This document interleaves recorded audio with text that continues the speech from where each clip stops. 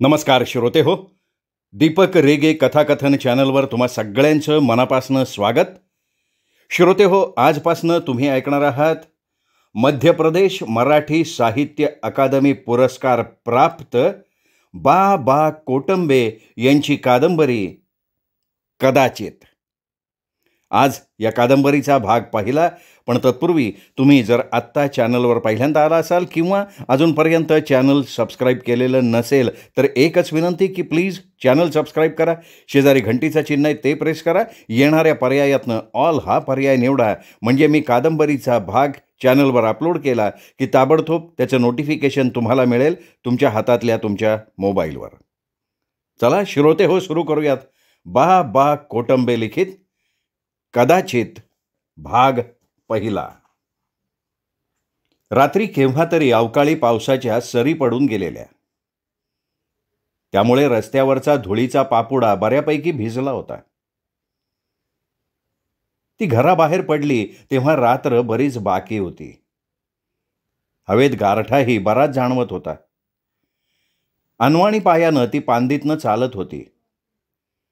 दोन्ही बाजूंनी लहान लहान झुडपं होती, त्यामुळे उगीच कोणीतरी दबा धरून बसल्याचा भास होत होता. पांद चढून सडकेवर आली आणि मागे वळून पाहिलं. सगळं गाव सामसूम दिसत होतं. 2-3 खांबांवर लाईटचे दिवे चमकत होते. कच्ची सडक एरवी धुळीनं माखलेली असायची. पावसानं भिजलेली धूळ पायाला थंड आणि नरम लागत होती. चुकून एखादा टोकदार खडाई पायाखाली येत होता तेव्हा मात्र ती कळ मस्तकाला भिडत होती. आकाशात चंद्र होता. ढगाळ वातावरणामुळे चांदणही काजळल्यासारखं चौफेर पसरलेलं होतं. ती रस्त्यानं चालत होती. मन सैरभैर झालेलं. मागून कुणी येतोय का काय याची सारखी भीती वाटत असलेली. घरात असुरक्षित वाटत असल्यामुळे आपण घराबाहेर पडलो, पण आता तरी आपण सुरक्षित आहोत का? आपण घर सोडून वेडेपणा तर केला नाही? हो, वेडेपणाच आहे हा. कोणतीही बाई जात अशी बेरात्री घराबाहेर पडेल का? घर तर सोडलं, आता जायचं कुठं? विचारांचं जाळं डोक्यात पसरत होतं. ओढ्याजवळ येताच थोडीशी पांदण लागली. दोन्ही बाजूंनी थोडीशी लहान मोठी झाडं होती. तेवढ्यात समोरनं बैलगाडी येत असल्याचा आवाज आला. इतक्या रात्री कोणाची गाडी आली म्हणावं आता? ती मनातच पुटपुटली आणि लपण्यासाठी आडोसा शोधायला लागली. गाडी काही अंतरावर आहे म्हणता ती पांदीच्या कडेला असलेल्या चिंचेच्या बुडाआड लपली. किंचित मान झुकून येत असलेल्या गाडीचा अंदाज घेऊ लागली. कोणीतरी टोपीवाला गाडी हाकत होता. मागे पटकेवाला अंगावर ढाबळ घेऊन बसला होता. कोणीतरी शेतीतला मालटाल विकून परत येत असावेत. बाई माणसासारखी दिसणारी सावली चिंचे आड लपलीये हे गाडी हाकणाऱ्या माणसाच्या लक्षात आलं असावं. त्यानं बैलांना एक एक रट्टा लगावला तशी बैल दुडक्या चालीनं धावायला लागले. काही अंतर गेल्यावर त्यांनी मागे वळून बघितलं. एकटी बाई आणि या वेळेला? भूताखेताचा प्रकार असावा म्हणून तो भेदरलाही असेल. बुडा आडून डोकावणारं डोकं त्याला भेसूर दिसत होतं. तिच्या या हालचालीनं तो चांगलाच भेदरला. त्यांनी बैलांची शेपटी पिरगळली. गाडी बरीच दूर जाईपर्यंत तिचा खडखडाट ऐकू येत होता. ती पांदीत उतरून चालायला लागली. मनातला गोंधळ आणखीनच वाढला. तिनं आपल्या चालण्याची गती वाढवली. चालण्याच्या गतीबरोबरच काही वेळापूर्वी तिच्यावर ओढवलेला प्रसंग तिला आठवायला लागला. आई, वडील, लहान भाऊ सगळं नजरेसमोर दिसायला लागलं. नदी ओलांडून उमाटावर आली.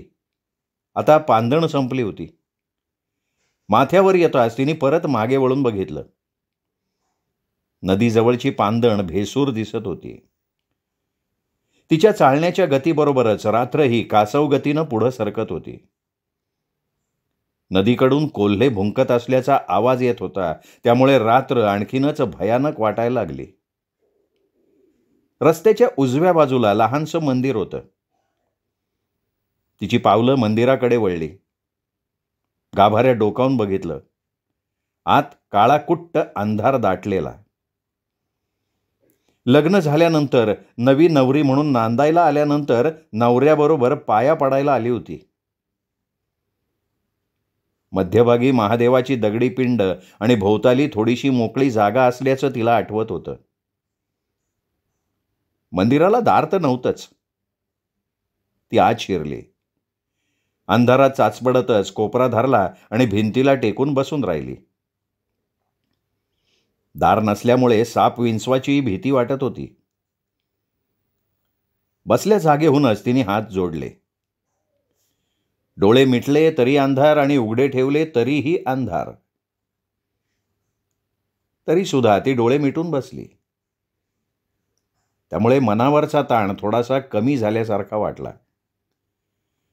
डोळे बंद असले तरी गत आयुष्यातले प्रसंग नजरेसमोरनं हालत नव्हते.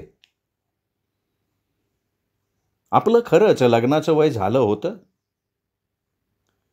आईवडिलांना आपलं ओझं कमी करायचं होतं.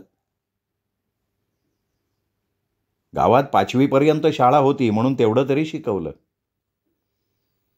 खरं तर गावातल्या काही पोरी तालुक्याला येणं जाणं करून शाळा शिकले. निदान मॅट्रिक तरी होऊ द्यायला पाहिजे होतं.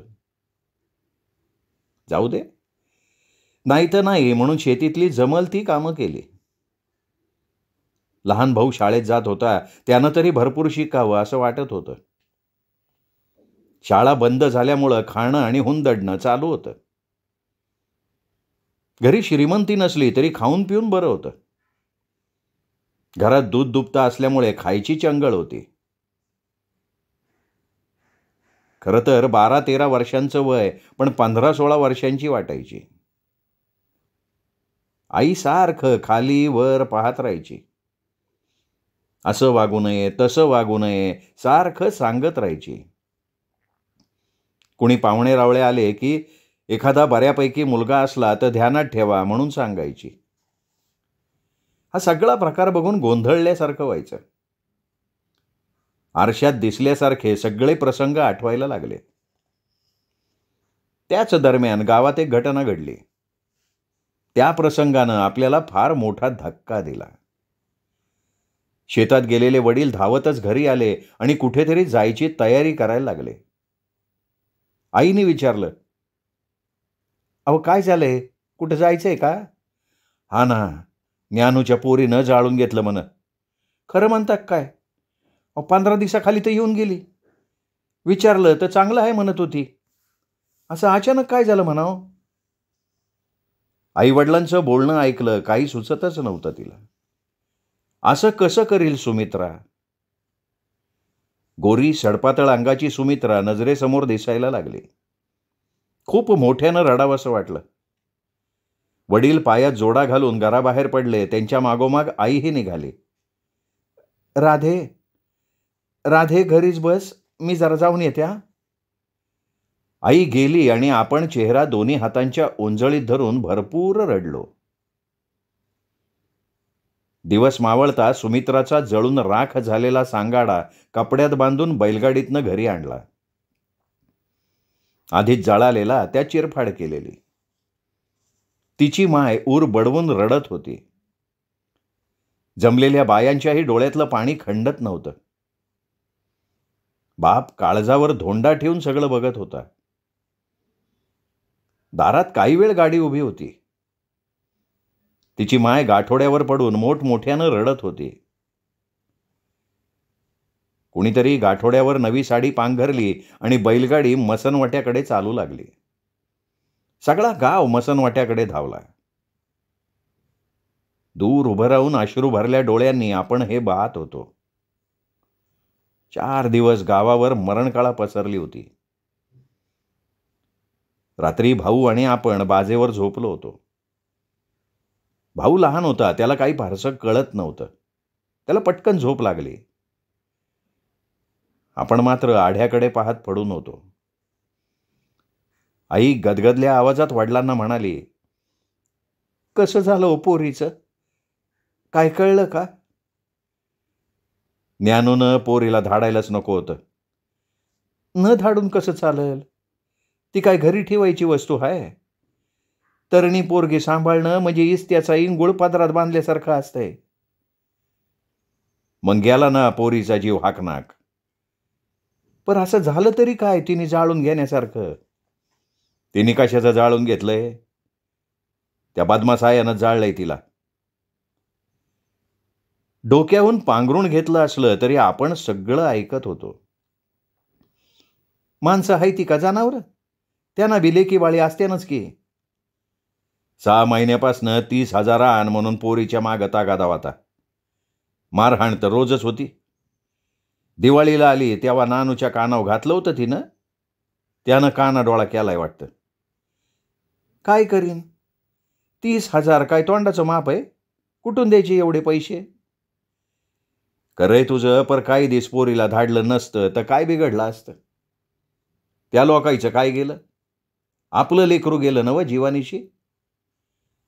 ज्ञानूला तरी काय माहिती असं काय होईल म्हणून? असं कसं? पोरीची हालतच सांगतीये सगळं. गावात बी कोणाशी जमत नाही का काय त्या घराचं? आम्ही गेलो तेव्हा पोलीस आले होते. गावातल्या लोकांची वेगळीच कुजबूज चालू होती. काय म्हणत होते? हमेशाच पोरीची रडारड कानावर यायची. त्या दिवशी नवरा, दीर, सासू, सासरा सगळ्यांनी तिला लादणीत नेलं, घासले टांगावर टाकून पेटवून दिलं. तिचं ओरडणं शेजाराईनं ऐकलं असं म्हणतात. पोलिसाईनं लादणीत जाऊन पंचनामा केला. तिच्या घरचे म्हणते तिनंच आमची नजर चुकवून पेटवून घेतलं. तिला काही जगू वाटणं गेलं का म्हणावं भाडे हो? कुठं फेडसल हे पाप? काय म्हणलं असेल पोरीचं जीव? जरा कुठं पोळलं तर अंगाची लाई लाई होती. ज्यानी कुणी हे केलं असन त्याचं कल्पंती बरं होणार नाही. नांगूर फिरन त्या घराहून. आई धाय मोकलून रडत होती. आपल्यालाही रडू येत होतं. खरं तर आईच्या गळ्याला पडावं आणि मोठ्यानं रडावं असं वाटत होतं. परंतु घरचे मला याविषयी काहीच बोलू देत नव्हते. सुमित्राच्या अशा जाण्यानं पोरगी आधीच घाबरल्यासारखी झालीये. तिच्या पुढं सारखं तेच तेच बोलू नये असं आईवडिलांना वाटत असावं. पोलिसाईनं नेलं असेल नाही सगळ्याला धरून? आईनं विचारलं. काय खरंय? नेतील 2 दिवस ठेवतील आणि देतील सोडून. हे असं सगळेच बोलायलेत. पर पोलिसासमोर एक तोंड उघडाय तयार नाही. काय की बुवा आम्हाला माहिती नाही असंच सगळ्यांच्या तोंडून ऐकायला मिळत होतं. काय खरं नाही. ज्ञानूनं सोन्यासारखी पोरगी गमावली हेच खरं.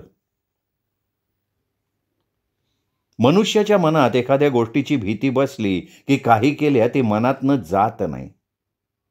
तसंच राधाचंही झालं होतं. तशी 4-6 महिन्यांपासून घरात चर्चा चालू होती. तसं ती आईला एकटी असताना म्हणायची, बाई बाई मला खरंच लगीन करायचं नाही. इथंच नीट वागते.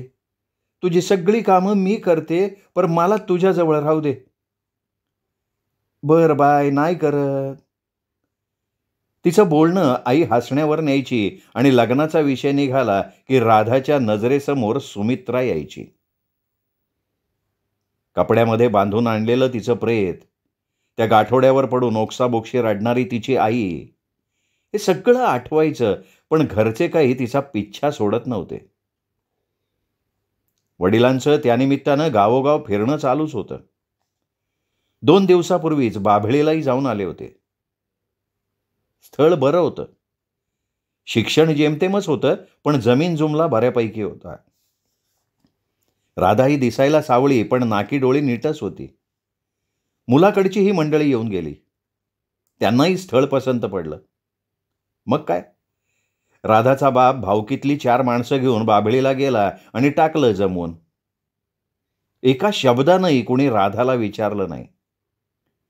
तिची मात्र आईच्या मागं आणखीन भुणभुण चालूच होती. आई कधी समजावून सांगायची तर कधी दाटावायची. आता आपली यातून सुटका नाही हे राधाच्या लक्षात आलं. ठरल्याप्रमाणे लग्न पार पडलं. फार मोठ्या जबाबदारीतून मुक्त झाल्याचा आनंद तिच्या वडिलांच्या चेहऱ्यावर दिसत होता. नव्या नवरीच्या पोशाखात भेदरलेल्या अवस्थेत ती घराबाहेर पडली. ज्या घरात खेळली, बागडली, लहानाची मोठी झाली, त्या घराचं नातं लग्न लागताच संपुष्टात आलं.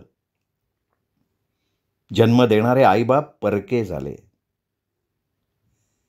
ज्याचं हागणं मुतणं साफ केलं, कंबर दुखुस्तोवर कडेवर घेऊन फिरवलं, आपली शाळा सुटली तरी भावानं शिकावं म्हणून त्याला रोज शाळेत नेऊन सोडलं, आपल्या हिश्श्याचं सुद्धा त्याला खाऊ घातलं, नाही ते त्याचे लाड पुरवले, तोच भाऊ आज क्षणात परका झाला.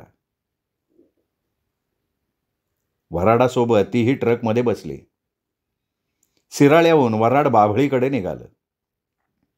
श्रावणातल्या झडीसारखे तिचे डोळे सारखे पाझरत होते.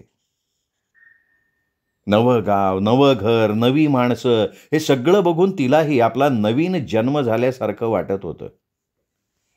घरात वावरताना बुजल्यासारखं वाटत होतं. 4 दिवस कोड कौतुकात गेले. आई करणार नाही तेवढे लाड सासू करत होती. सासरा बापासारखा वागत होता. सासऱ्याची आई म्हणजे आजी खूप लाड करायची. राधालाही सासूपेक्षा आजीचा आधार जास्त वाटायचा. आजी आजी करीत ती सारखं तिच्या मागे पुढे फिरायची. त्यातले त्यात सूर्य मावळला, अंधार पडायला लागला की ती आजीला सोडायची नाही. घरासमोरच्या पत्रात आजीची बाज असायची. रात्रीचे जेवण झाली की पटापट आवरावर करायची आणि आजीजवळ जाऊन झोपायची. उन्हाळ्याचे दिवस असल्यामुळे सासू सासरे घरासमोरच्या उघड्या अंगणात बाज टाकून झोपायचे. नवरा माळवदावर झोपायचा. मध्ये एकदा परतीनं माहेरला जाऊन आली. आता लग्न होऊन जवळजवळ महिना उलटला होता. या दरम्यान ती नवऱ्याच्या जवळही फिरकली नव्हती किंवा एका शब्दानंही दोघांचं बोलणं झालं नव्हतं. दामूच्या वयातली मुलं म्हणायचीही, काय दामू, गाडी रुळावं आली का नाही? सुरुवातीला असलं बोलणं त्याच्या लक्षात यायचं नाही. जेव्हा कळायला लागलं तेव्हा काहीतरी बोलून हसण्यावारी न्यायचा, पण मित्र काही पिच्छा सोडत नव्हते. गड्या दामू, तू लगीनच करायला नको होतं, राहायचं तसंच जोगत्यासारखं. बाकी सगळे फिदी फिदी हसायचे. एक दिवशी रघु नावाच्या मित्रानं त्याला गाठलं. काय झालंय दामू, असा तुटक का वागायला लागला तू, आणि अशात पाराव येणं बी बंद केलं? कशाला यायचं? तुमची टेंगलटावाळे ऐकायला वय? माझ्याशिवाय तुम्हाला बोलायला दुसरं कोणी सापडतच नाही. अरे मग तू कशाला ऐकून घेतो? सांगून टाक ना माझं सगळं चालू आहे म्हणून. तू ग बसतो म्हणून ते बोलतात. रघु दामूच्या खांद्यावर हात टाकत म्हणाला. उगीच कसं काय म्हणायचं? म्हणजे पोरं म्हणते ते खरं आहे का काय? मी तरी काय करणार? अंधार पडायला लागला की ती आजीच्या पादराला धरून असती. आजी संग झोपती. एक दोनदा माझी आई म्हणाली सुद्धा, लहान लेकरासारखं म्हातारी संग कशाला झोपतीस? तुझं लगीन झालंय, बाईसारखं वागाव. तुझ्या बापानं हौसानं गादी पलंग दिलाय, ते कुत्र्या मांजराला झोपायला? पण तिच्यात काही फरक पडला नाही. शिवाय आजी बी म्हणती, लहान आहे अजून, माईच्या अंगावरचं लेकरू आहे, जरा धीरानं घे, कळल तिला हळूहळू. आईला म्हातारीचा असा राग येतोय म्हणशीन, किती दिवस धीरानं घ्यायचं? महिना होत आला की आता लग्नाला. दामूनं रघुजवळ आपलं मन मोकळं केलं तसा रघु मोठ्यानं हसत म्हणाला, तेजा, अरे एवढंच ना? मला वाटलं दुसरीच कोणची अडचण आहे का काय? ये इकडे ये. रघु दामूच्या कानात काहीतरी पुटपुटला तसा दामू जागेवर उडाला. काहीतरीच नाही, असं कुठं जमत असते वे? मग बस असा श्यामण्याव तेल घालत, आईला भित्र कुठलं? रघु दामूच्या डोक्यात भोंगा सोडून निघून गेला. दामू मात्र रघुनं सांगितलेल्या उपायाचा गांभीर्यानं विचार करायला लागला. मनात काहीतरी पक्का निश्चय करून घराकडे चालायला लागला. नुकतीच रात्रीची जेवणं झाली होती. राधाचं झाडणं पुसणं चालू होतं. सासरा अंगणात बाजेवर लोळत होता. दामू नेहमीप्रमाणे मंदिराकडे फेरफटका मारायला गेलेला. राधा, बाईचं एकदा लगीन झालं का सासर हेच तिचं माहेर असते. आता हितलं सगळं तुझं आहे. संसार कसा इगुतीनं करायचा, लोकाईनं तोंडात बोट घातलं पाहिजे. आपल्या शेताजवळ इजाची खांबा आलेत. शेजाऱ्यांनी हिरीवर इजाच्या मोटारी बशिवल्यात. आपल्याला बी हिरीला पाणी चांगलंय. किरायानं डिझेल इंजिन आणून पाणी द्यावं लागतंय. ते बी परवडत नाही. आपल्याला बी इजेवरची मोटार बसवायची असं दामू म्हणत होता. 15-20 हजार कमी पडत्यात. माहेराला गेल्यावर तुझ्या बापाला विचारून बघ. सुगीला परत करतोत म्हणाव. असे खर्चाची कामं एकमेकाच्या आधाराबिगर होत नाहीत. सासू समोरचं ताट बाजूला सारत म्हणाली, तुला म्हणाव का नाही 4 दिवसापासून मनात गोळतंय. काही गुंजाईसच दिसा नाही. तेव्हा तुला म्हणले. बाहेर बसलेला सासरा गुपचूप ऐकत होता. बघते मागून गेल्याव, राधा म्हणाली. सासूनं आपल्या नेहमीच्या जागेवर बाज टाकली आणि दिलं लांबून. दोघं नवरा बायकोचं शेत पीक पाण्यावर बराच वेळ बोलणं चालू होतं. त्यांच्या बोलण्याकडे राधाचं लक्ष नव्हतंच. आजीच्या पाठीला पाठ लावून ती बाजेवर पडली होती. तिला सुमित्राची सारखी आठवण यायला लागली. तिलाही असेच 30,000 मागितले होते. पैशासाठी असेच तिचे सासू सासरे तिच्या मागे लागले होते. याचसाठी नवरा बाहेर निसटून गेलाय वाटतं.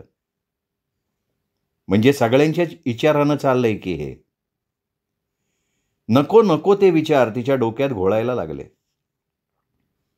आपली आई तर म्हणत होती का सासू सासरे विठ्ठल रुक्मिणीसारखे आहेत म्हणून.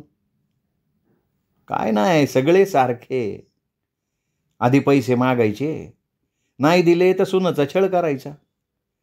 तरीही नाही तयार झाली तर कायमचा काटा काढायचा सुमित्रीसारखा. दामू बाहेर न आला. किलकिल्या डोळ्यानं ती त्याच्याकडे पाहत होती. तोही झोपायला माळवदावर गेला. बऱ्याच वेळानं तिचा डोळा लागला. इकडे दामूला मात्र झोप लागत नव्हती.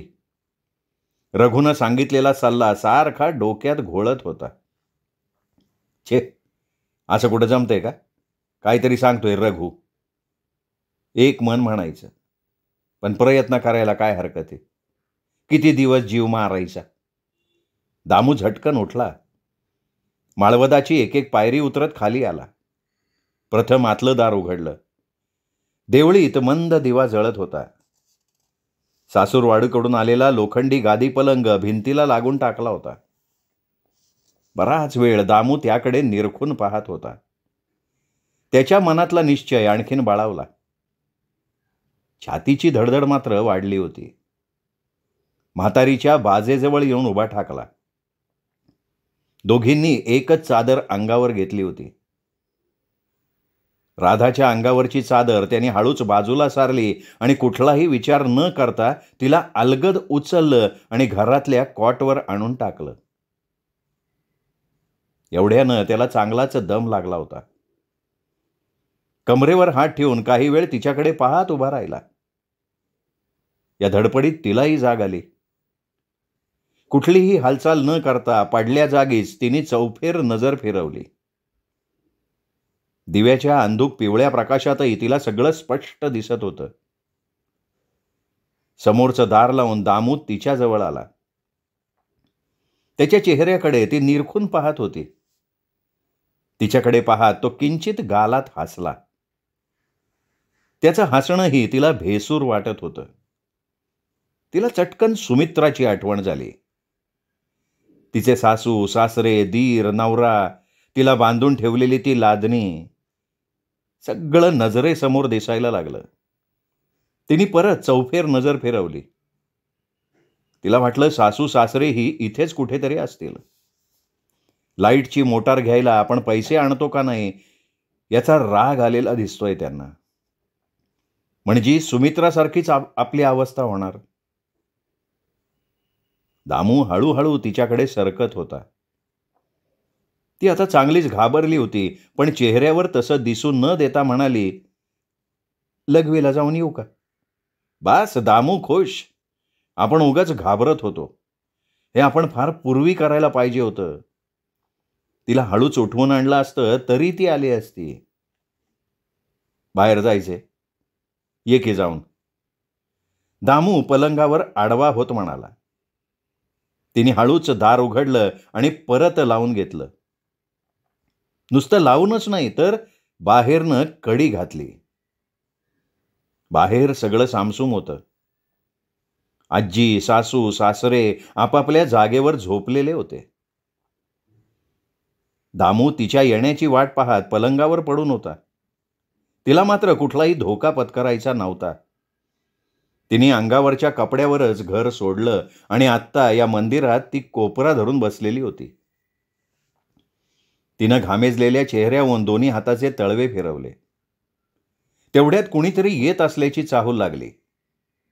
तिच्या अंगाला कापरं भरलं. आपल्याबरोबर अंधारही थरथरतोय का काय असं तिला वाटत होतं. मंदिराच्या दारातून काचेच्या गोटी एवढाले 2 डोळे पुढे सरकत असलेले तिला दिसले. हे डोळे कुत्र्याचे, बिबट्याचे की मांजराचे? ती मनाशीच अंदाज बांधत होती. काही असलं तरी आपला बचाव आपल्यालाच करावा लागणार आहे हे तिला माहिती होतं. ते डोळे आपल्यालाच बघतायत असं तिला वाटत होतं. तिने मन थोडं धीट केलं आणि हाताची टाळी जोरात वाजवली. तसा आत आलेला तो प्राणी घाबरला आणि धडपडत बाहेर पळाला. बहुतेक रानमांजर असावं असा तिने अंदाज काढला आणि तशा परिस्थितीतही तिला हसू आलं. तिने पूर्ण रात्र मंदिरात बसून काढली. मंदिराच्या मागच्या बाजूला असलेल्या झाडावर पाखरांचा चिवचिवाट चालू झाला. ती दबकत बाहेर आली. पूर्वेकडील आकाश पिवळसर होत असलेलं दिसलं.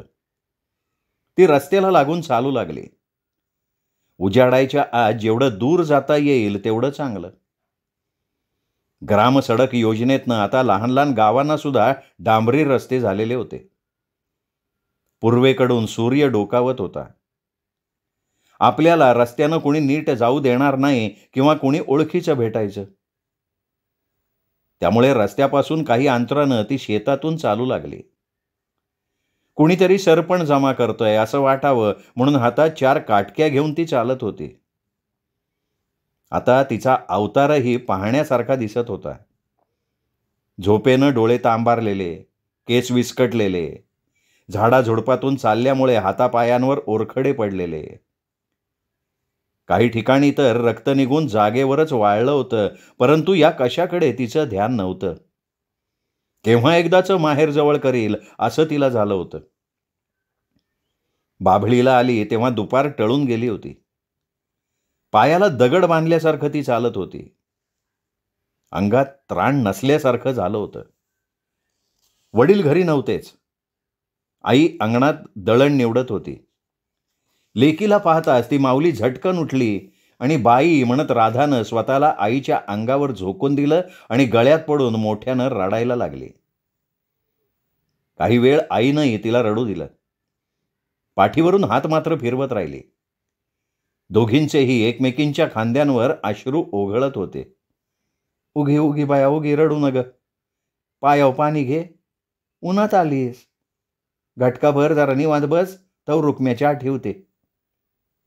राधा परकेच्या घरात बसावं तसं खांबाला पाठ देऊन बसून राहिली. आईनं पाण्याचा तांब्या भरून दिला. एका दमात तिने तांब्या रिकामा केला. आईनं दिलेला चहा आधाशासारखा गटागटा पिऊन टाकला. तेवढ्यात वडीलही आले. केव्हा आली बाई? कडब्याचा भारा खाली टाकत वडील म्हणाले. आताच आली, घटकाभर झाले, राधाची आई म्हणाली. बापाला बघून राधानं परत डोळ्याला पदर लावला. वडील तिच्या जवळ बसून समजवायला लागले. पाठीवरनं हात फिरवत म्हणाले, कोण आलंय सोबत? अव एकटीच आली. काय झालं ते सांग नाही झाली. वडील झटकन राधापासनं उठले. तू असं एकटीनं यायला नाही पाहिजे होतं. घोगऱ्या आवाजात वडील म्हणाले. वय एकटीच आली. केव्हापासनं विचारती, काही बोलणं झाली. आली तसं रडत बसली. सांगितल्या बिगर कसं कळायचं माणसाला? डोळ्याला पदर लावत नाक ओढत राधाची आई म्हणाली, कारण काय बी असू दे, पर ही एकटी आलीच कशी? पोरगी पळून आली म्हणून लोक शान घालतील माझ्या तोंडात. दादा दादा ते माणसं चांगली नाहीत. ही रिव मोटार बसवायची, माहेराहून 15-20 हजार आण म्हणून मागं लागलेत. सगळे एकच आहेत. नवरा बी चांगला नाही. त्यानं सुमित्रीसारखंच मला बी मधल्या घरात नेलं होतं. कसं तरी निसटले आणि इकडं पळ काढलाय. आईवडिलांचे चेहरे गंभीर झाले. त्यांच्या दृष्टीनं तिथं काय घडलं हे महत्वाचं नव्हतं. पोरगी घरी काहीही न सांगता एकटी निघून आली हे त्यांना खटकत होतं. काही झालं तरी सासरवासनीनं असं घर सोडू नये. लेकीनं नांदून तरी नाव कमवावं, नाही तर मरून तरी नाव कमवावं. आईचा चेहरा काळजीनं काळवंडला. वडील तिरप्या नजरेनं तिच्याकडे निरखून पाहत होते. साडीला ठिकठिकाणी पडलेले खोसारे, पायावर अनेक ठिकाणी खरचटलेलं, हे लपवायचा प्रयत्न केला तरी लपत नव्हतं. उठ, आंघोळ कर आणि काहीतरी खाऊन घे. तुझ्या अवताराकडं बघू वाटणं झालंय. आईनं हाताला धरून न्हाणीत नेलं. चांगली चोळून माखून आंघोळ घातली, पोटभर जेवू घातलं आणि दोघी मायलेकी घरात बोलत बसल्या. तेवढ्यात दारात कोणीतरी आलं. राम राम राम राम. अगं ये बाहेर ये बरं. अगं पाहुणे आलेत. राधानं डोकावून बाहेर पाहिलं आणि पोटात भीतीचा गोळा चोटला. राधा आली का? हातपाय धुवून राधाचा सासरा बाजेवर टेकत म्हणाला. वय आत्ताच आली ती. जमिनीकडे पाहत राधाचे वडील म्हणाले, सांगून यायचं ना, कुणी बी सोबत आलं असतं. असं एकटीनं येणं बरं दिसतंय का? सासऱ्याच्या बोलण्यात नाराजी दिसत होती. तुमचं 100% खरंय. पोरीचं चुकलंच आहे. माईला सोडून राहिलेले नाही. आठवण आली वाटतं. धरला रस्ता आली इकडं. एक डाव माफ करा, पुण्यांदा असं नाही होणार. अहो तुमचं सगळं खरं आहे हो, पण लोक काय म्हणतेन याचा तरी विचार करावा का नाही?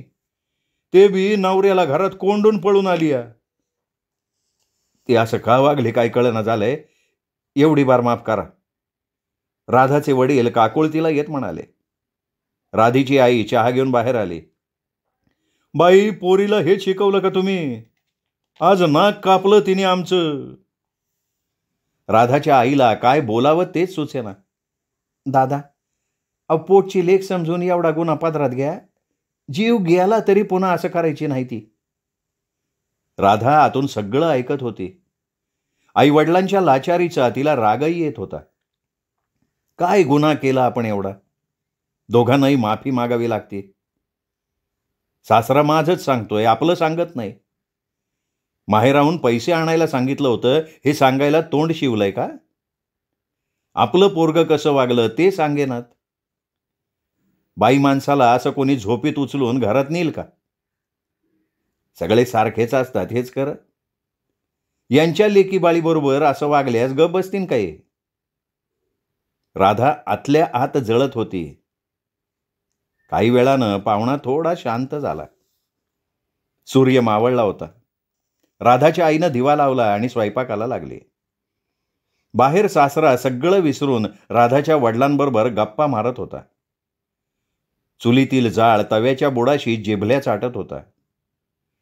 चुलीतील जाळाच्या उजेडा दोघी मायलेकी एकमेकीकडे बघत होत्या. राधा केविलवाण्या चेहऱ्यानं तर तिची आई जगदंबेच्या रूपात तिच्याकडे पाहत होती. झाली का तुझ्या मनाची शांती? बापावर नाक घासायची येळ आणलीस. बाबा काय शिकवलं म्हणतोय लेकीला? काय जबाब देऊ त्याला? 9 महिने 9 दिवस पोटात वागिवलं, हाताचं खापर करून हागणं मुतणं काढलं, स्वतःच्या जीवाला खाल्लं नाही ते तुला खाऊ घातलं, चांगलं पांग फेडलंस ग लेकी. राधाच्या आईनं डोळ्याला पदर लावला. बाई, माझ्यावर विश्वास ठेव. हे माणसं लबाड आहेत. यांच्या तोंडात एक आणि पोटात एक आहे. सुमित्रीसारखं मारून टाकतील मला, तेव्हा तुम्हाला खरं वाटन. ग बस तू. तिचं नाव नको घेऊ. तिनं मायबापावर मान खाली घालायची येळ आणली नाही. पोरीच्या जातीनं नांदून तरी नाव करावं, नाही तर मरून तरी नाव करावं. बाई ग बस, नाही तर थोबाड फोडीन. तोंडाला काळं लावलंस. राधाच्या आईचं दबक्या आवाजात धुमसणं चालूच होतं. रडणं आणि बोलणं दोन्ही एकदमच चालू होतं. राधाला काय बोलावं सुचत नव्हतं. आपण जीव जरी दिला तरी मायबाप आपल्यावर विश्वास ठेवणार नाहीत याची तिला आता खात्री पटली. आपण सासरहून पळून आलोत हा मोठा गुन्हा आहे हे आता तिच्या लक्षात आलं होतं. मायबापानंच गुन्हेगार ठरविल्यावर बाकीच्यांचा प्रश्नच नाही. खांबाला टेकून डोळे गाळत राधा बसून राहिली. काल केवढ्या धाडसानं तिने घर सोडलं होतं. कालची रात्र तशी जागून काढली आणि आज तर झोपच उडाली होती. उद्या सासऱ्याबरोबर परत पाठवायचं असं वडिलांनी ठरवलं होतं. ते नवरा माळवं झोपेत उचलणं, तिच्या अंगावर काटा आला. पुन्हा सुमित्रा नजरेसमोर दिसायला लागली. सासर म्हणजे जाच एवढंच तिला कळत होतं. जेवण झाल्यानंतर वडील आणि सासरा शेतात आखाड्यावर झोपायला गेले. आईसोबत ती घरातच झोपली होती. असं वागावं तसं वागावं, त्रास झाला म्हणून असं पळून येणं बरोबर नाही, हे असे डोस पाजणं आईचं बराच वेळ चालू होतं. बोलून बोलून आई थकली तेव्हाच झोपली. काल रात्री घर सोडलं त्यामुळे कालही झोप नाही आणि आजची रात्र अशी. राधानं भिंतीवरच्या घड्याळाकडे बघितलं. 1 वाजत होता. आई शांत झोपली होती. आपल्या नशिबात काय वाढून ठेवलंय देवालाच माहिती. जे नशिबात आहे ते होईल. त्याला ती भीत नव्हती. पण काही झालं तरी सुमित्रीसारखं तडफडून मारायचं नाही हे तिने मनात पक्क ठरवून टाकलं. ती उठली. दोरीवरची साडी ब्लाऊज घेतलं. खुंटीला लटकवलेली पिशवी घेतली, त्यात कपडे कोंबले आणि हळूच दार उघडलं. दारात असलेली आईची चप्पल पायात घातली. कालचंच चांदणं, फक्त ठिकाण बदललं होतं. मन घट्ट केलं आणि चांदणं तुडवत वाट नेईल तिकडे ती चालू लागली. श्रोते हो, हा होता बा कोटंबे लिखित कदाचित या कादंबरीचा भाग पहिला. दुसरा भाग उद्या. तोपर्यंत नमस्कार मित्रहो.